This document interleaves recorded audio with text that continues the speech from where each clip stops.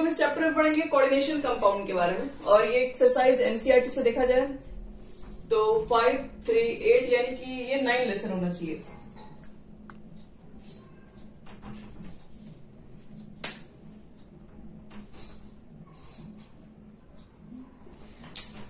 तो देखो coordination compound में क्या पढ़ेंगे। सबसे पहले कोऑर्डिनेशन कंपाउंड कैसे कंपाउंड से, ठीक है। तो कोऑर्डिनेशन कंपाउंड को समझने के लिए पहले आपको जानना पड़ेगा कि एडिशन कंपाउंड क्या होते हैं। एक तरीके से कह सकते हैं coordination compound is a type of salt ही है। तो हम लोग सबसे पहले कोऑर्डिनेशन कंपाउंड को समझने के लिए सिंपल कंपाउंड को समझते हैं। जैसे एक तरह का होता है, एक सिंपल कंपाउंड होता है, एक एडिशन कंपाउंड आपके पास होता है।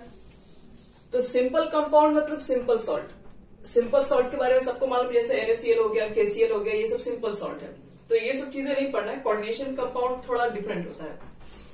तो कोऑर्डिनेशन कंपाउंड को समझने के लिए पहले एक लाइन समझ लेते हैं। एडिशन कंपाउंड क्या होता है? एडिशन कंपाउंड या फिर इसको बोलते हैं मॉलिक्यूलर कंपाउंड।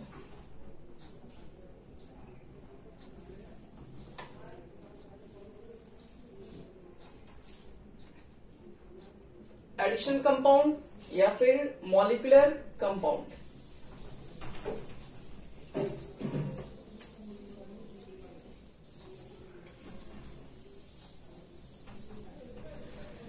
तो एडिशन कंपाउंड या मॉलिक्यूलर कंपाउंड क्या है? जैसे मान लो तुम्हारे पास 2 सॉल्ट है।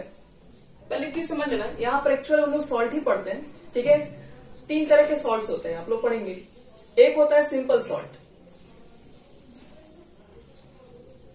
और एक होता है तुम्हारे पास क्या है, मिक्स्ड सॉल्ट, और एक हम लोग पढ़ते हैं यही कॉम्प्लेक्स सॉल्ट। सिंपल सॉल्ट के बारे में क्या होता है, एक ही तरह के कैटायंस और एनायन प्रेजेंट रहते हैं, उसको सिंपल सॉल्ट बोलते हैं। तो सिंपल सॉल्ट हम लोग नहीं पढ़ेंगे, सिंपल कंपाउंड नहीं पढ़ रहे हैं हम लोग, एडिशन या मॉलिक्यूलर कंपाउंड बन रहे हैं। एडिशन नाम से भी क्लियर है या मॉलिक्यूलर नाम से भी क्लियर है। ऐसा कोई भी आपके पास कंपाउंड होगा जो कि 2 एडिशन करके, मतलब वो पहले से एक कंपाउंड होगा, उसको एडिशन करके लाया गया होगा। जैसे देखो एग्जाम्पल में यहाँ पे, जैसे मान लो कि KCl, एक कंपाउंड आपके पास KCl है और एक कंपाउंड आपके पास MgCl2 है। एक minute,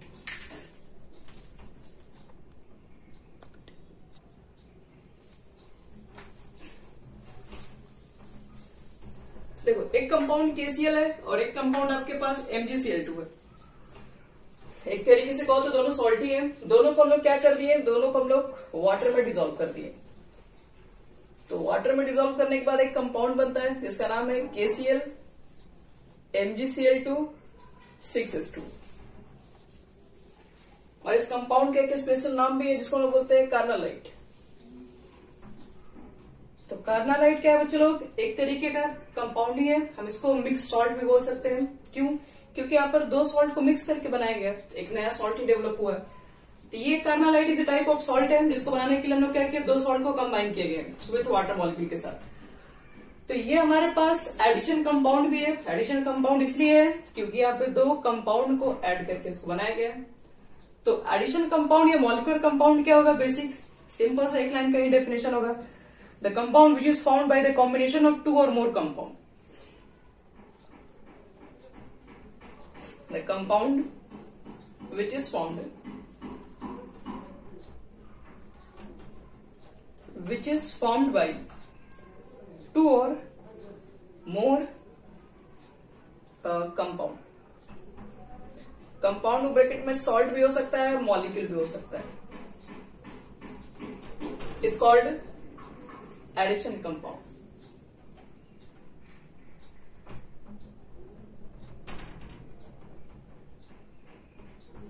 is called addition compound.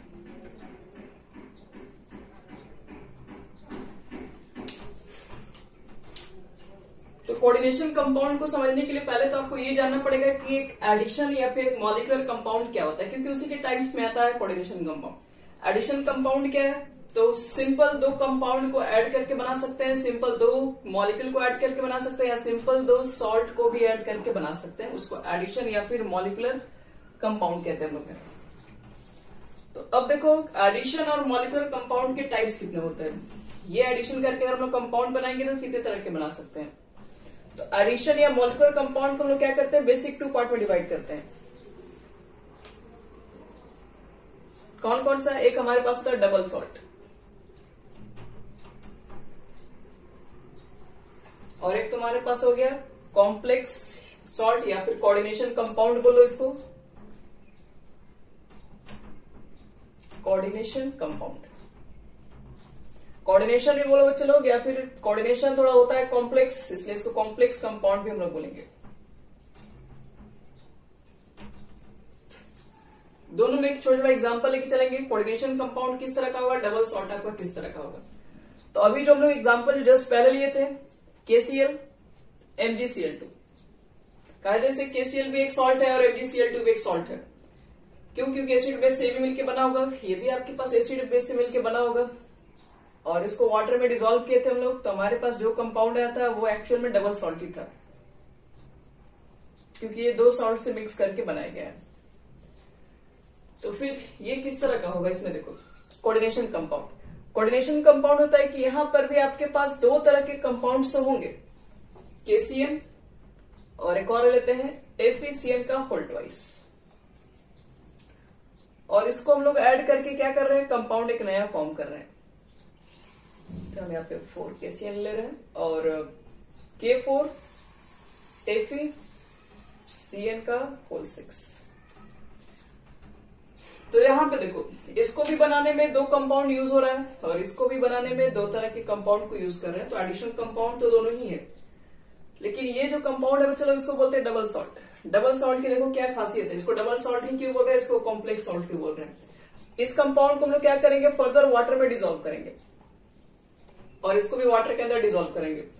जैसे वाटर के अंदर डिसॉल्व करोगे तो आपके पास जो KCl है पहले किस में फॉर्म है, मतलब मान लो कि KCl को अगर सिंपल वाटर में डालोगे तो K+Cl- देगा, MgCl2 को सिंपल वाटर में डालोगे तो Mg2+Cl- देगा।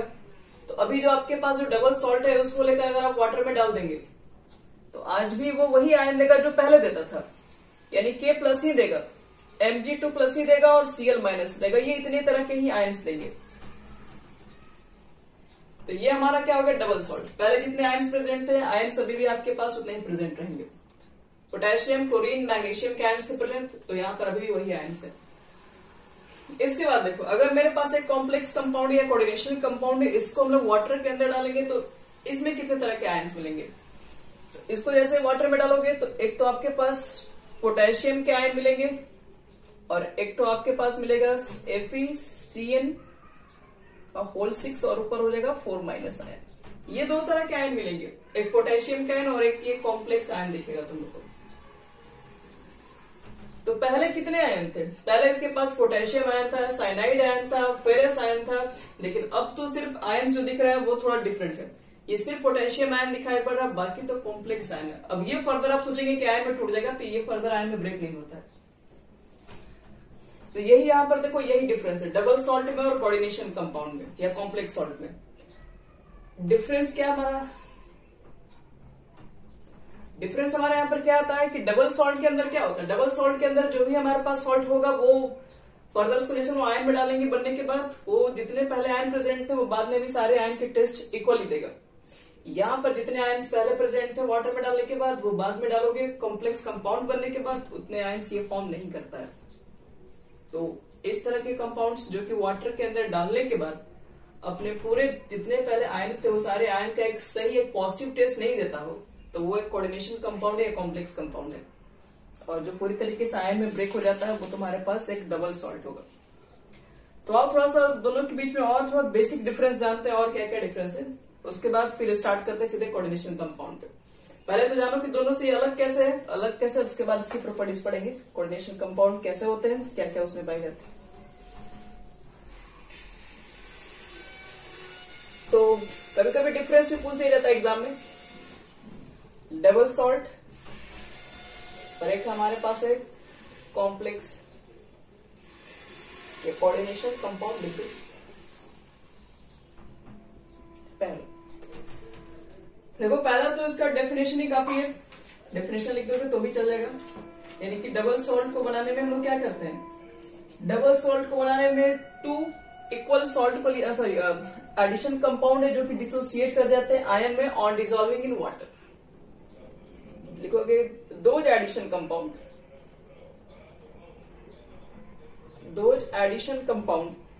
which dissociate into ions, which dissociate into their respective ions, into their respective ions on dissolving in water।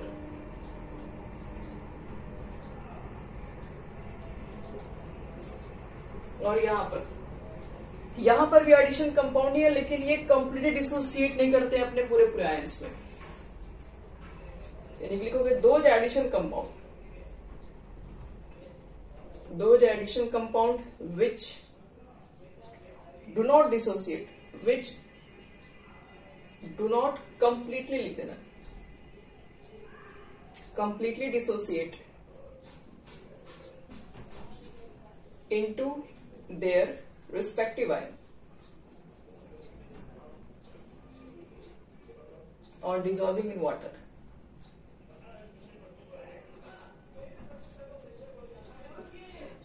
पहला तो यही है, पहला तो उसका डिफरेंस ही काफी है।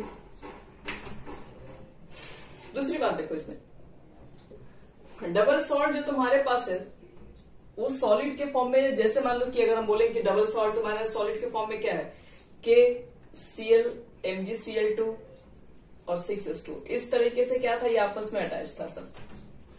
लेकिन जैसे ही इसको हम लोग वाटर के अंदर डालें तो आपके पास पहले जो इसकी प्रॉपर्टी थी, ठीक है, KCl का जो प्रॉपर्टी था, MgCl2 का जो प्रॉपर्टी था, वाटर में डालने के बाद क्या हुआ, अपने ये आइडेंटिटी को क्या करता है, ये सब आयंस के फॉर्म में चला जाता है। अब ये सॉलिड है, सॉलिड में जाता है, जैसे एक्वस में जाता है तो पहले KCl MgCl2 था, अब जाने के बाद क्या हो गया, KCl आपके पास अलग प्रॉपर्टीज K+Cl- जुड़ गया, मैग्नीशियम क्लोराइड और आयन क्या बोलते हैं, मैग्नीशियम आयन और क्लोराइड आयन में जाके ब्रेक हो जाएगा।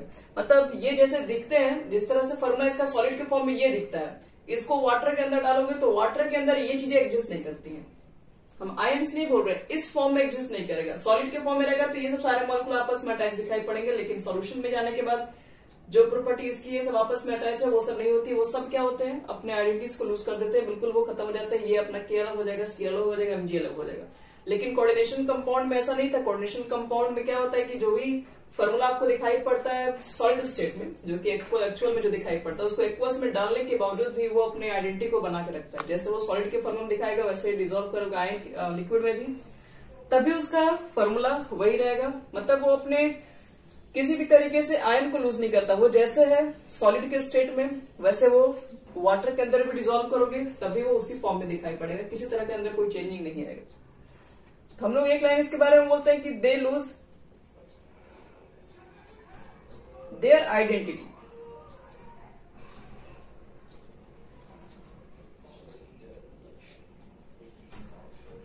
In aqueous solution. सॉलिड के कंडीशन में क्या थे, सब लोग साथ साथ में थे, 6 लोग साथ में थे, KCl था, MgCl2 था, 6 वाटर मॉलिक्यूल, सब लोग साथ में था। लेकिन जैसे वाटर के अंदर गया क्या, वो सब भाग गया, इधर उधर सब हो गया, बिखर गया। इसका मतलब है कि अपने ये जो पहचान था सॉलिड की स्टेट में कुछ और है, लिक्विड हो जाने के बाद अपने कुछ और दिखा रहा है, अलग अलग लोग हो जा रहे हैं। लेकिन इसमें क्या है, दिस मेंटेन, दिस लिखोगे मेंटेन their identity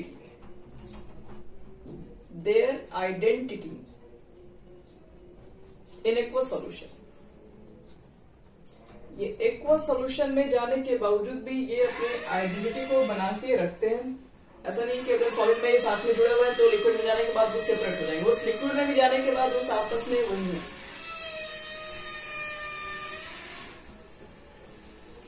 थर्ड देखो, इसमें एक और हम डिफरेंस लिख लेते हैं। जब भी एक डबल सॉल्ट बनता है तो डबल सॉल्ट सिंपल एक आयनिक कंपाउंड से तो बनता है, तो हम लोग बोल सकते हैं कि they are ionic compound and do not contain any coordinate bond. तो हम लोग बोलेंगे इसके बारे में कि they are ionic compound and do not give या डू नॉट कंटेन भी लिख सकते हो, डू नॉट गिव नहीं, do not contain any coordinate bond, any coordinate bond. यहां पर क्या होता है आपके पास है, यहां पर तो लोग देखते हैं कि एक्चुअल में ये आयनिक जैसा दिखता तो है, लेकिन ये आयनिक हो भी सकता है, और किसी किसी कंडीशन में क्या होता है कि यहाँ पर मे बी आयनिक नहीं भी हो सकता। ये दोनों कंडीशन यहाँ पर शो कर सकता है। इन्हें बोल सकते हैं दे मे और they may not be ionic but complex compound always contain coordinate bond. यहां लिख सकते हो दे मे और मे नॉट बी आयनिक। इसके बारे में पूरा पढ़ोगे, स्ट्रक्चर डिटेल में पढ़ोगे तो समझ में आ जाएगी एक्चुअल में कंपाउंड क्या। अभी तो सिर्फ डिफरेंशिएट कर रहा है, क्योंकि ये चीज हमें पढ़ना नहीं है, पढ़ना सिर्फ ये इससे कैसे अलग है सिर्फ ये बताया जा रहा है। दे मे और मे not be ionic but they contain coordinate bond, they contain coordinate bond.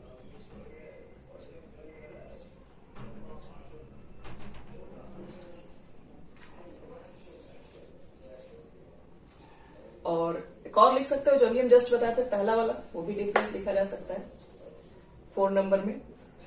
जो डबल सॉल्ट है, double salt give positive test of all the ion present in them.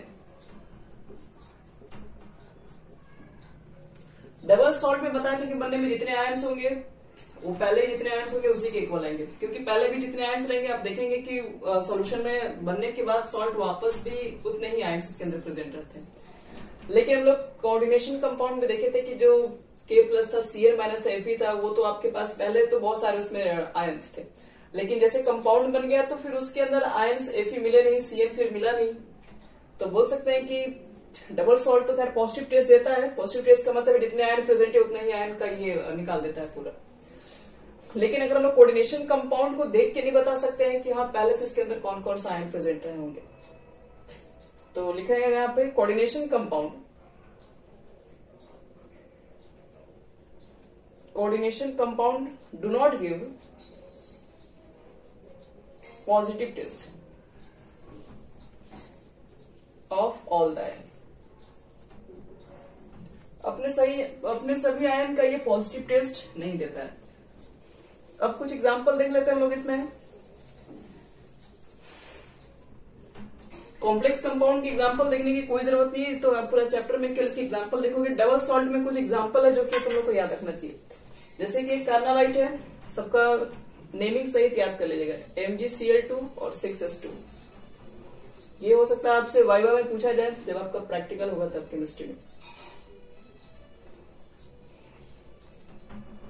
और फिर एक होता है आपका मोहर सॉल्ट होता है,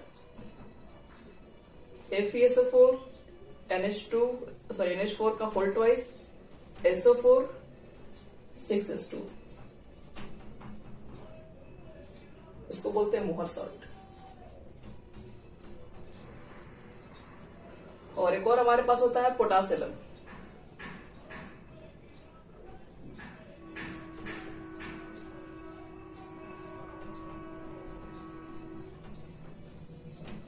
ये 3 हमारा डबल सॉल्ट है जिसको याद रखिएगा, इंपॉर्टेंट है।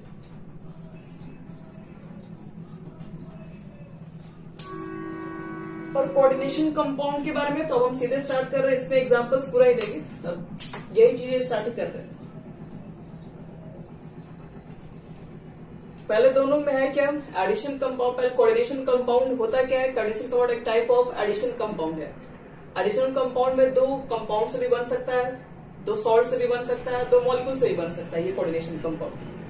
तो ये तो डबल सॉल्ट ही बनते हैं। कॉम्प्लेक्स सॉल्ट में दोनों में डिफरेंस बता दी बेसिक, एक सॉल्यूशन में पॉजिटिव आयन सारे देंगे अपने आयन जितने प्रेजेंट है, ये टोटल आयन में डिसोसिएट नहीं हो सकते। अब बात करते हैं पूरा कॉम्प्लेक्स कंपाउंड का दिया, तो जितना बात होगा सब कॉम्प्लेक्स कंपाउंड पूरे चैप्टर के अंदर। सबसे पहले आप लोग पढ़ेंगे कॉम्प्लेक्स कंपाउंड किस तरह से होता है, कैसा दिखता है, कैसे बना है, नेमिंग कर लोगे। लेकिन सब कुछ करने के बाद, नेमिंग करने के बाद आपको ये मालूम चलेगा ये एक्चुअल में नया तरह के कंपाउंड कैसे दिमाग में आया साइंटिस्ट के। जिसको हम लोग वर्नर्स कोऑर्डिनेशन थ्योरी कहते हैं, जो कि फादर ऑफ कोऑर्डिनेशन कंपाउंड होते हैं। तो चलो पहले कोऑर्डिनेशन कंपाउंड डाल दो अब हेडिंग। अब इसी के बारे में पूरा देखना है कंपाउंड कैसे कैसे फॉर्म हुआ। अब यही से हमारा स्टार्ट हो रहा है कोऑर्डिनेशन कंपाउंड। पहले तो आपको कंपाउंड दिखाया जाता है कि कैसे कंपाउंड्स है, और फिर बताया जाता है कि कैसे मालूम चला कि ऐसे भी कंपाउंड्स एग्जिस्ट करते हैं। देखो कुछ एग्जांपल पहले लेते हैं, जैसे K4FeCN का होल 6। अभी आप लोग ये देखें, कंपाउंड ऐसे भी हो सकता है CuNH3 का होल 4 Cl2, ये भी आपका एक कोऑर्डिनेशन कंपाउंड है। FeCO का होल 5, ये भी एक टाइप ऑफ कोऑर्डिनेशन कंपाउंड है। कोऑर्डिनेशन कंपाउंड जितने भी होते हैं इसमें दो पार्ट्स होते हैं। कोऑर्डिनेशन कंपाउंड में बेसिक दो पार्ट्स होते हैं। जैसे हम इसी को एग्जांपल अगर लेके चले, K4FeCN का होल 6, जिसको हम बताया था कि एक्वस में डिसॉल्व किए थे, तो डिसॉल्व करने के बाद ये आयन में ब्रेक था और इसके ऊपर नेगेटिव आयंस था।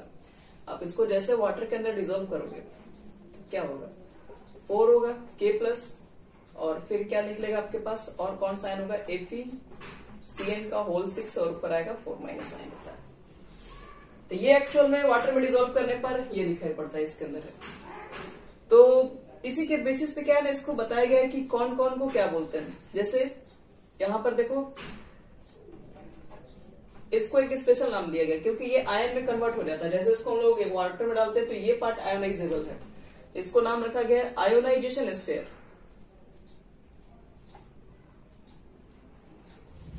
आयोनाइजेशन स्फीयर पूछा जाए क्या होता है, याद रखना कि कोऑर्डिनेशन कंपाउंड का जो भी पार्ट आयोनाइज हो जाता है, जो कि आयंस में ब्रेक हो जाते हैं, तो वो आयोनाइजेशन स्फीयर है। और ये पूरा यहां से यहां तक जो ब्रैकेट के अंदर दिख रहा है आपको, इसको बोलते हैं कोऑर्डिनेशन स्फीयर। Coordination sphere.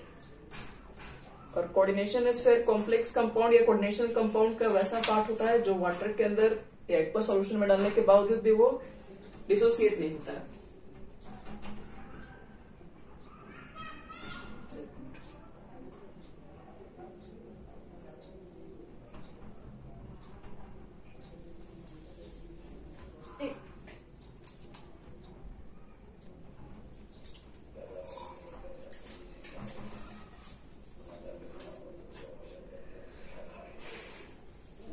तो आयोनाइजेशन स्फीयर, कोऑर्डिनेशन स्फीयर क्या हो गया, ये तुमको याद रखना पड़ेगा। देखो इसके बाद क्या होगा, इसके बाद देखो इसमें एक छोटी सी और भी बात है।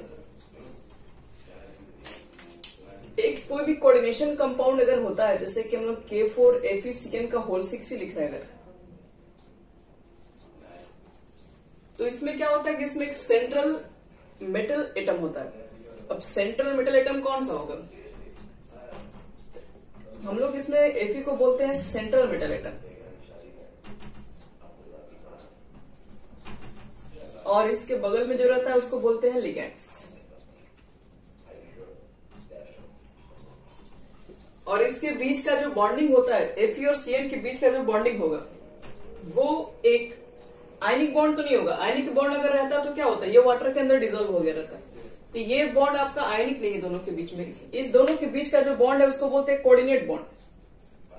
और कोऑर्डिनेट जो बॉन्ड होता है वो नॉन आयोनाइजेबल होता है, वो वाटर के अंदर आयोनाइज नहीं होता है क्योंकि वो शेयरिंग से बना हुआ है, वो आयोनाइजेबल पार्ट नहीं है। तो इसलिए ये दोनों के बीच का जो बॉन्ड होता है एक कोऑर्डिनेट बॉन्ड होता है।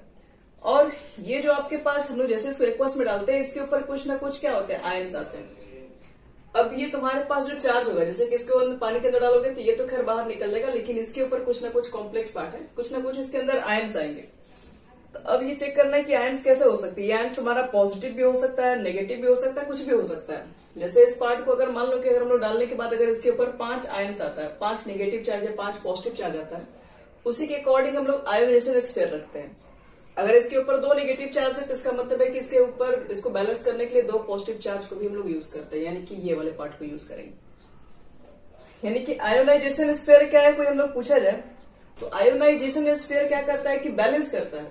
किसको बैलेंस करता है, तो कोऑर्डिनेशन स्फीयर के ऊपर चार्ज को बैलेंस करता है आयोनाइजेशन स्फीयर। इसके ऊपर 2 नेगेटिव चार्ज है तो 2 आपके पास क्या लगेगा। अगर यहाँ पर हम 4 पोटेशियम लगा रहे हैं, इसका मतलब है कि इसके ऊपर कहीं ना कहीं 4 नेगेटिव चार्ज इसके ऊपर है, ताकि हम लोग इसको बैलेंस करने के लिए 4 पोटेशियम का यूज कर रहे हैं।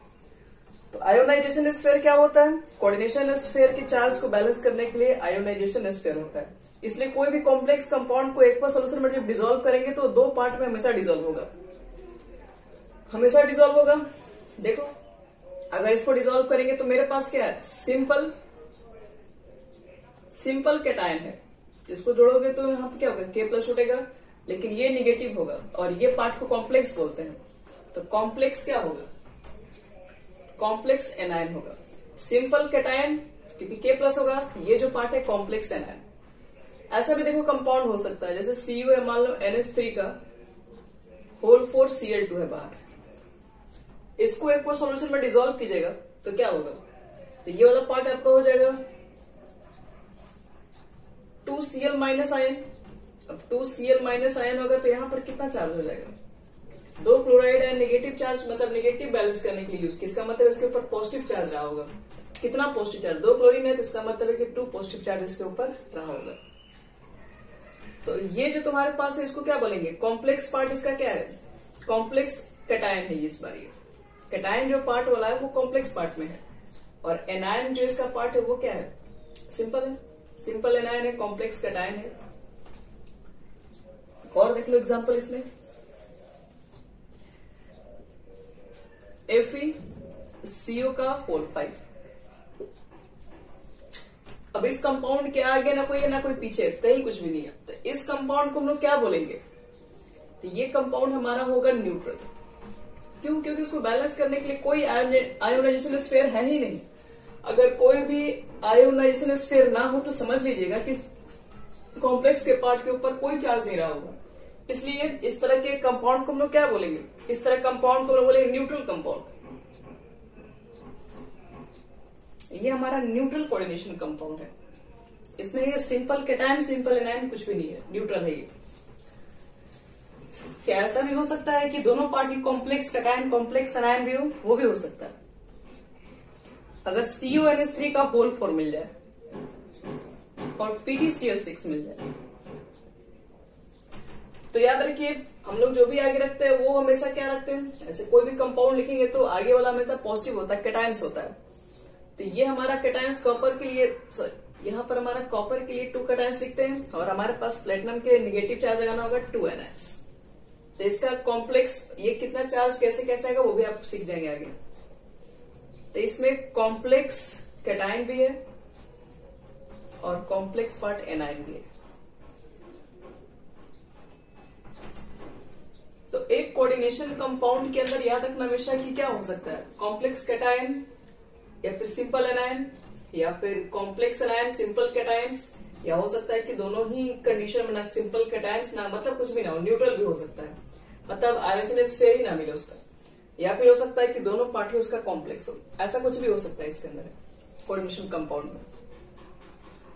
तो कोऑर्डिनेशन कंपाउंड में जो सबसे इंपॉर्टेंट टर्म है, जिसमें लोग सब इंपॉर्टेंट टर्म जिसके बारे में लोग पढ़ेंगे, सबसे पहला हमारा आता है सेंट्रल मेटल एटम क्या होता है, फिर लिगेंड्स क्या होता है, कोऑर्डिनेशन स्फीयर हो गया, आयोनाइजेशन स्फीयर हो गया, कोऑर्डिनेशन नंबर हो गया, चिलेट्स हो गया, चिलेटिंग लिगेंड्स हो गया, डेंसिटी हो गया, ये सब चीजें। देखो अब some important term, coordination compound को समझने के लिए आपको कुछ इंपॉर्टेंट टर्म को जानना होगा। सम इंपॉर्टेंट टर्म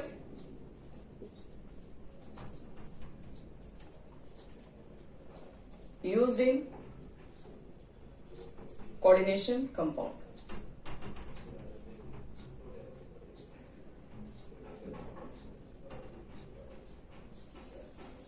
फर्स्ट हमारा कौन सा है? फर्स्ट हमारा central metal atom.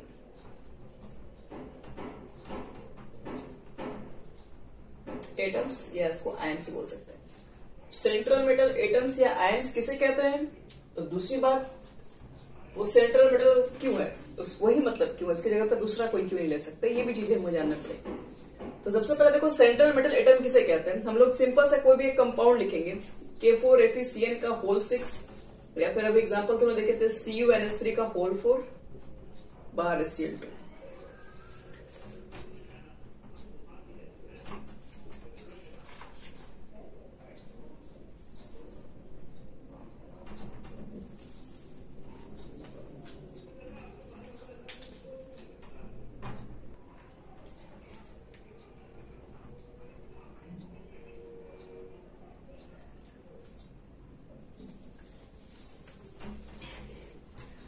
Central metal atom यहाँ पर कौन सा होगा, तो यहाँ पर इस कंपाउंड को देखा जाए तो इसमें Fe सेंट्रल मेटल एटम है, और इस कंपाउंड को देखेंगे तो यहाँ पर Cu सेंट्रल मेटल एटम होता है। तो अब देखो इसको सेंट्रल मेटल एटम क्यों कहते हैं, और डेफिनेशन क्या लिखेंगे सेंट्रल मेटल एटम के लिए। तो एक लाइन हम लोग कहते हैं कि यहाँ पर ये सेंट्रल मेटल एटम है, और ये जो आपके पास 6 ठो साइनाइड दिखाई दे रहा है। साइनाइड क्या करता है, साइनाइड अपना इलेक्ट्रॉन पेयर डोनेट करता है, किसको, Fe को, by coordinate bond. Electron pair इसको डोनेट करता है सेंट्रल मेटल एटम को, और उसके साथ एक कोऑर्डिनेट बॉन्ड बनाता है, और ये नॉन आयोनाइजेबल होता है उस सॉल्यूशन के अंदर। तो डेफिनेशन अगर हम लोग क्या लिखेंगे तो इसके बारे में क्या बोल सकते हैं, इट इज द एटम बोल सकते हैं विच इज बॉन्डेड। ये एटम क्या है, बॉन्डेड है, किससे बॉन्डेड है, तो bonded to other molecule through a coordinate bond. ये एक ऐसा एटम है जो कि बॉन्डेड होता है दूसरे मॉलिक्यूल से बाय ए कोऑर्डिनेट बॉन्ड के थ्रू, उसी को बोलते हैं central atom, central metal atom. लिखो इसका एक line definition, it is the atom which is bonded, it is the atom which is bonded to other molecule through the coordinate bond। एक ऐसा एटम जो दूसरे मॉलिक्यूल के साथ अगर कोऑर्डिनेट बॉन्ड से बंधा होगा, बॉन्डेड है, तो उसको हम लोग बोलते हैं सेंट्रल मेटल एटम है। Fe यहाँ पे सेंट्रल मेटल एटम होगा। अब एक सेंट्रल मेटल, क्या यहाँ पर Fe हो गया, क्या यहाँ पर पोटेशियम नहीं हो सकता था, तो उसके लिए कंडीशन क्या होगा, एक किसी भी मेटल को सेंट्रल एटम कब बोल सकते हैं, यानी कि to form a central metal atom क्या क्या कंडीशन होनी चाहिए, यानी condition to form a central metal atom,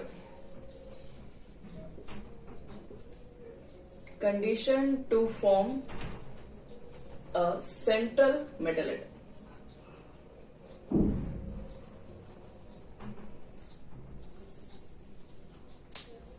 तो देखो सबसे first, it should have a small size.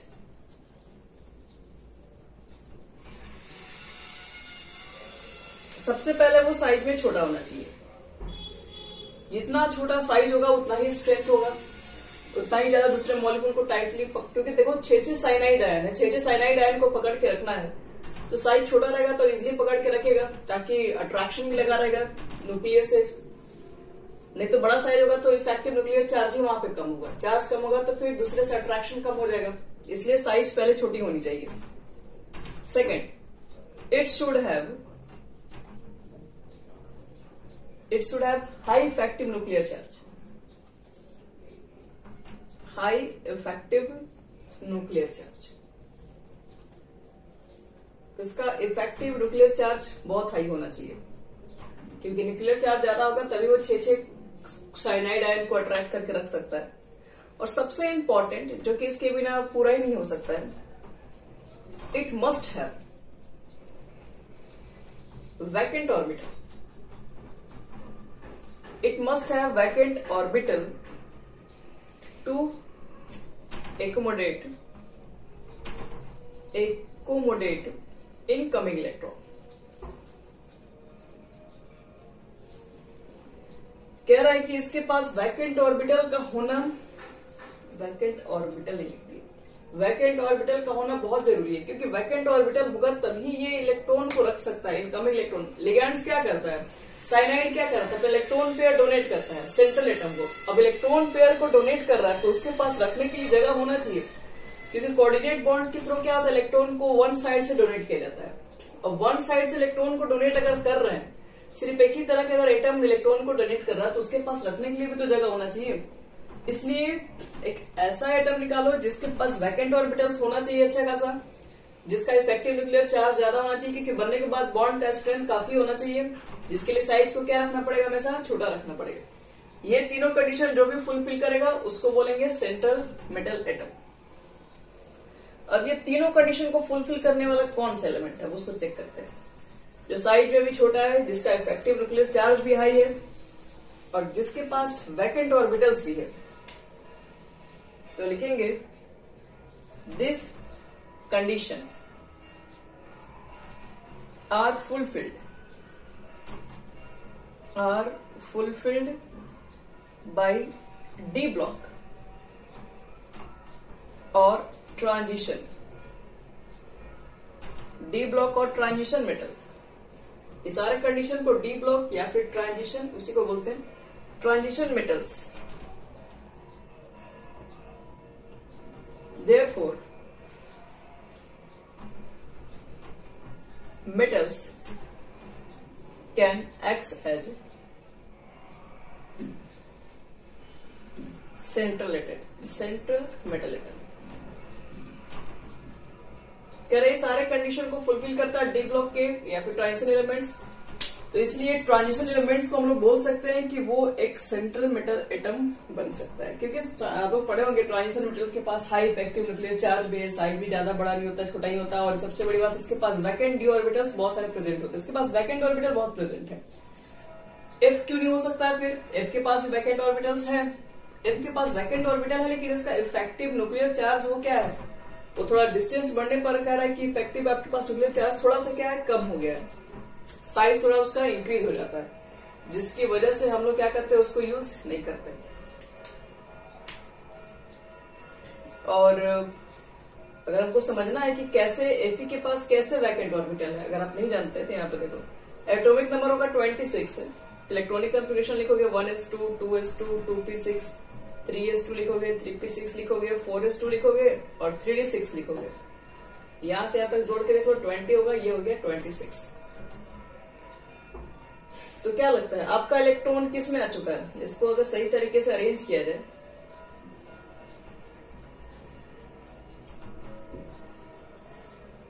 तो आपका इलेक्ट्रॉन डी में 6 है, अभी है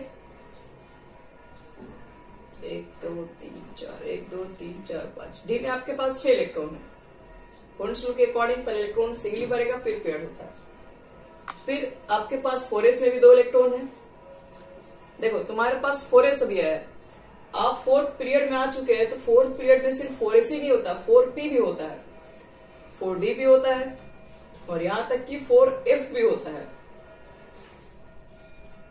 तो बताओ कितना सारा इसके पास ऑर्बिटल वैकेंट है? बहुत सारे वैकेंट्स है। अभी तो सिर्फ यही, अभी तो यहीं पर खाली कुछ कुछ जगह दिख रहा है, यहाँ पर पेड़ हो जाएंगे तो और भी जगह खाली हो सकते हैं। यहाँ पर आपको तो नहीं दिख रहा, लेकिन यहाँ पर 3 जगह खाली है, यहाँ पर भी वैकेंट है, और यहाँ तक कि पूरा 4f खाली पड़ा हुआ है। तो हम लोग देख रहे हैं कि आयरन के पास अच्छा खासा वैकेंट ऑर्बिटल्स है, इसलिए अगर कोई इलेक्ट्रॉन चाहेगा अपना डोनेट करना तो इस वैकेंट ऑर्बिटल में कर सकता है, बहुत सारे इसके पास है। तो इसलिए हम लोग बोल सकते हैं कि एक सेंट्रल मेटल एटम को क्या चाहिए, वैकेंट ऑर्बिटल चाहिए, साइज छोटा होना चाहिए, इफेक्टिव न्यूक्लियर चार्ज उसका ज्यादा होना चाहिए। अगर ये तीनों कंडीशन फुलफिल जो भी करेगा उसी को बोलेंगे सेंट्रल मेटल एटम, और फुलफिल करने वाला है डी ब्लॉक एलिमेंट्स करता है। अब देखो ये तो हो गया तुम्हारा सेंट्रल मेटल एटम। अब थोड़ा सा बात कर लेते हैं लिगेंड्स की, और टाइप्स ऑफ लिगेंड्स हम लोग नेक्स्ट क्लास में कर लेंगे।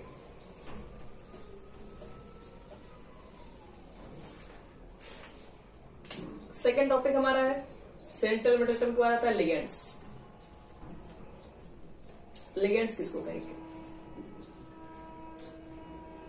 तो लिगेंड्स को हम लोग बोलते हैं कि जो भी सेंट्रल मेटल एटम को इलेक्ट्रॉन पेयर डोनेट करता है, क्योंकि अब जो कोऑर्डिनेशन कंपाउंड बनाते हैं, ये जो कंपाउंड जो बीच में एक मेटल्स होता है और बाकी चारों तरफ से कोऑर्डिनेट बॉन्ड बन होता है। तो कोऑर्डिनेट बॉन्ड कैसे बना है? तो यहाँ पर कोई आपके पास वो एटम भी हो सकता है, ये ग्रुप में भी हो सकता है, जैसे CN क्या है, ग्रुप के अंदर है, ग्रुप ऑफ एटम है। ये एक सिंगल एटम भी हो सकता है, वो ग्रुप में भी हो सकता है। तो एक तरीके से लिगेंड को क्या बोलेंगे, एक ग्रुप ऑफ एटम भी है और सिंगल एटम भी बोल सकते हैं हम, जो क्या करता है, इलेक्ट्रॉन पेयर डोनेट करता है सेंट्रल एटम को। यानी कि एक एटम या फिर एक group of atom which can donate electron pair to the central metal atom is called ligands. इसको लिगेंड्स कहेंगे, जो कि अपना सेंट्रल, जब भी अपना लोन पेयर डोनेट करता हो सेंट्रल मेटल एटम को। लिखो एक line, these are the atoms और ग्रुप ऑफ एटम